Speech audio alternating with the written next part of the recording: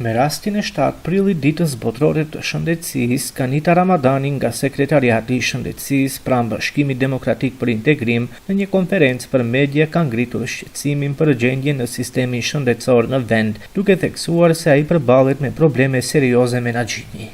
Sot është 7 prill, dita botërore e shëndetësisë, dhe në emër të Sekretariatit për Shëndetësi dalim sot para jush me vlerësimin se sistemi shëndetësor po përballet me probleme serioze që lidhen drejt për drejt me mënyrën e menaxhimit dhe drejtimit të tij.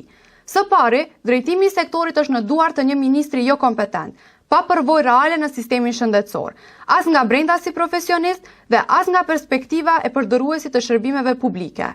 Kjo reflektohet në mungesë kuptimi për prioritetet reale dhe në fokus të gabuar të politikave.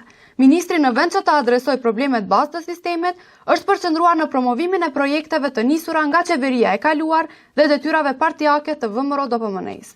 Ndërkohë që kompetencat reale për vendimarrje janë zhvendosur jashtë ministrisë. Te fondi, në praktik, kemi një drejtim formal, pa ndikim real në funksionimin e sistemit.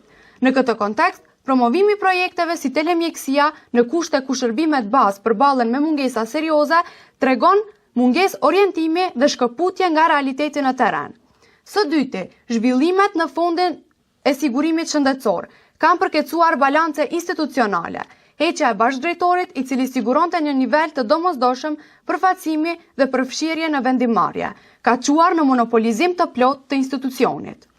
Si pasojë, fondi po funksionon pa mekanizma efektiv, kontrole dhe transparenca, duke u shndruar në një strukturë të mbyllur me ndikim të theksuar partijak që po reflektohet në mënyrën e menaxhimit të mjeteve dhe në orientimin e politikave shëndetësore.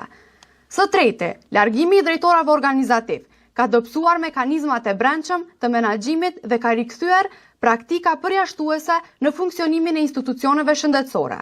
Kjo ka ndikuar drejt për drejt në cilësinë e shërbimeve dhe në organizimin e punës në institucione publike. Paralelisht, procesi i decentralizimit dhe rajonalizimit është ndalur. Qendra rajonale nuk po zhvillohen, ndërsa qytetarët vazhdojnë të orientohen drejt Shkupit për shërbime specialistike, duke rritur ngarkesa në qendra klinike dhe duke zgjatur listat e pritjes.